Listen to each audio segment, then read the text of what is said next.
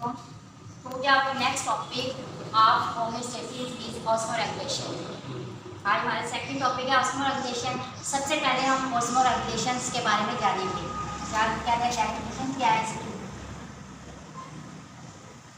Osmoregulation जो है, osmo का मतलब होता है वाटर एंड फ्लूइड्स, रेगुलेशन का मतलब होता है टू मेंटेन। तो यहाँ पर रहेगी definition, maintenance of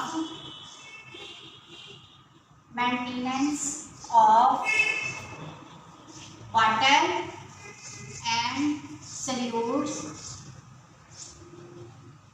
maintenance of water and solutes in the body। Body के अंदर वाटर और solutes के मेंटेनेंस या इसका बैलेंस जो है वो क्या कहलाता है, ऑस्मोरेगुलेशन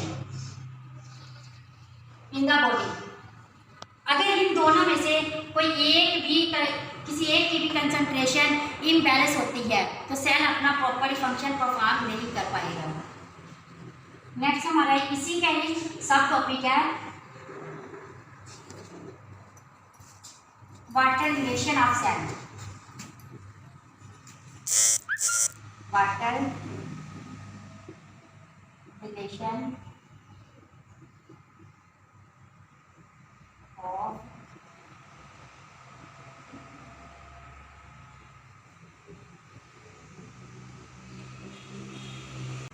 नेक्स्ट हमारे water relation of cell. Water जो है इसकी प्रॉपर्टी होती है कि ये सॉल्वेंट है। Water is a solvent. Solvent क्या होता है? सॉल्वेंट इज अ सब्सटेंस और things that dissolve solutes. Solvent जो होता है ये सॉल्यूट को डिसॉल्व करता है, dissolve solutes.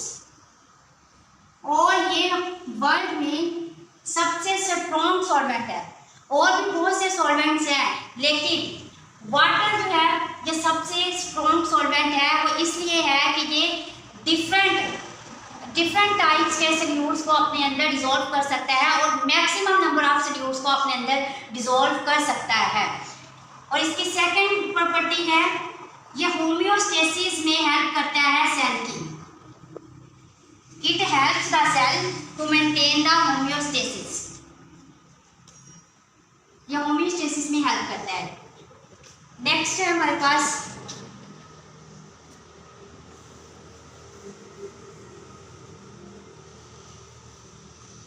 Balance of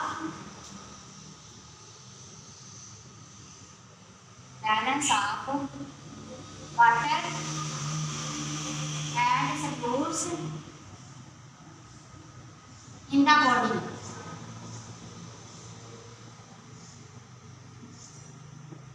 body में सॉल्यूट्स और वाटर का बैलेंस। इसके लिए हमारे पास होते हैं 3 तरह के इन्वायरमेंट्स या 3 टाइप्स के सॉल्यूशंस या होंगे इन्वायरमेंट्स।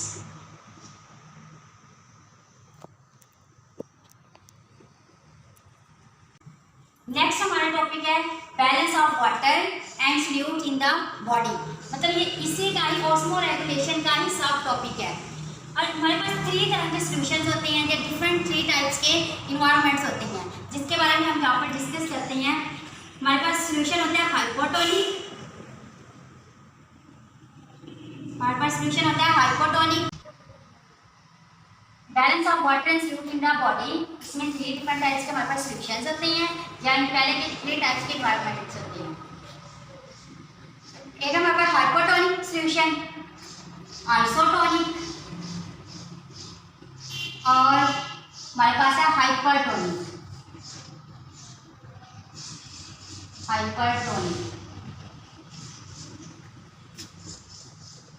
हाइपो का मतलब होता है लो, टोनिक का मतलब होता है सॉल्यूट्स।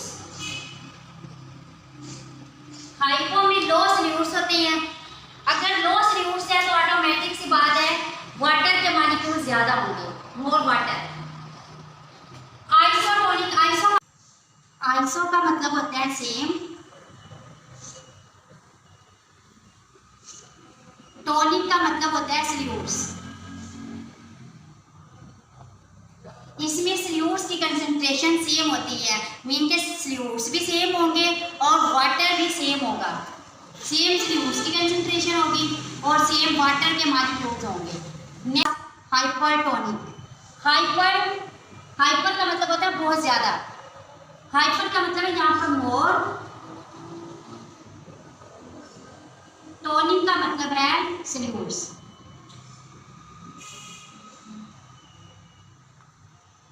हाइपरटोनिक में मोर सॉल्यूट्स होते हैं, मतलब सॉल्यूट्स ज्यादा है तो इसमें लो या लेस वाटर मॉलिक्यूल्स। तो हम अगेन से डिस्कस करते हैं हाइपोटोनिक को। हाइपोटोनिक में लो सॉल्यूट्स होते हैं, मोर वाटर होता है। तो इसमें जैसे लाइक हमारे पास ये सॉल्यूशन है, 10 ग्राम का सॉल्यूशन है हमारे पास, इसमें हमारे पास 2% सॉल्यूट्स हैं और 8% हमारे पास वाटर है। हाइपोटोनिक में हमने क्या पढ़ा है कि हाइपोटोनिक ऐसे सॉल्यूशंस होते हैं जिनमें लो सॉल्यूट्स होते हैं, सॉल्यूट्स की कंसंट्रेशन कम होगी और वाटर की कंसंट्रेशन ज़्यादा होगी। 2% लाइक हमारे पास ये हम फॉर एग्जांपल के तौर पर जो है डिस्कस कर रहे हैं कि फॉर एग्जांपल हमारे पास एक सॉल्यूशन हो 10 ग्राम का, उसके अंदर 2% सॉल्यूट्स होंगे, 8% वाटर होगा। तो इसमें अब सेल का क्या रोल है? सेल में इस तरह है कि अगर ये जो बाहरी वाटर ज़्यादा है, इसमें सेल के अंदर वाटर कम है और सॉल्यूट्स जो है सेल के अंदर वो ज़्यादा है।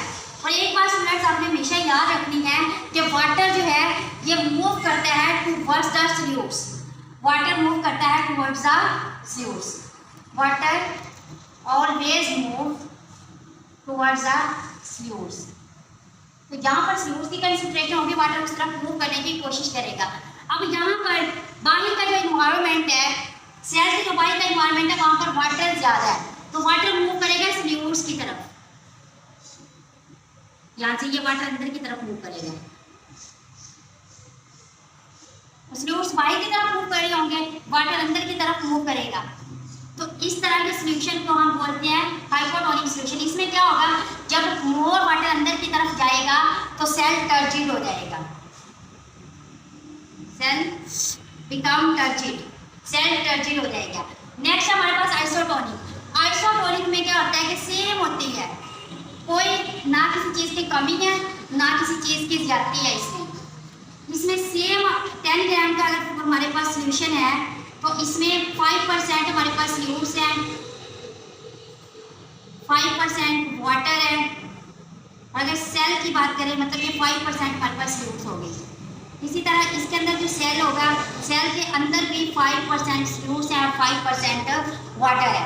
मतलब इसमें इन्वायरमेंट में कोई चेंजिंग नहीं है, कोई मेंटेनेंस करने की जरूरत नहीं है। ये आइसोटोनिक है। हाइपरटोनिक, हाइपरटोनिक में क्या होता है, सॉल्यूट्स ज़्यादा होंगे, जो सॉल्यूशन होगा उसमें सॉल्यूट ज़्यादा होंगे और वाटर कम होगा। लाइक ये हमारे पास 10 ग्राम का सॉल्यूशन है, इसमें क्या होगा हमारे पास 8% सॉल्यूट्स हैं और 2% वाटर है हमारे पास, 2% वाटर मॉलिक्यूल। इसमें क्या होगा कि ये सेल है, अब इस सेल के अंदर वाटर ज़्यादा है, सेल्स के अंदर वाटर की कंसंट्रेशन ज़्यादा होगी, सॉल्यूट्स की कंसंट्रेशन कम होगी। और हमने क्या पढ़ा है कि water always move towards the solutes, water solutes की तरफ मूव करेगा। अब यहाँ पर अंदर वाटर ज़्यादा है, वाटर ज़्यादा है तो वाटर मूव करेगा बाहर की तरफ, यानी कि सॉल्यूशंस में जाएगा। जो हाइपरटोनिक सॉल्यूशन है वाटर बाहर की तरफ मूव करेगा, वाटर मूव करेगा बाहर की तरफ। जब वाटर बाहर की तरफ मूव करेगा तो सेल क्या हो जाएगा, श्रिंक हो जाएगा। श्रिंक मतलब ये सिकुड़ जाएगा, तो सेल की शेप इस तरह से हो जाएगी। ये हमारे पास था हाइपरटोनिक सॉल्यूशन। आई थिंक आपको सॉल्यूशंस की 3 डिफरेंट टाइप्स अच्छे से समझ आ चुकी होगी। अगर किसी का कोई क्वेश्चन हो तो कमेंट्स करके पूछ सकता है। तो ओके, थैंक्स, अल्लाह।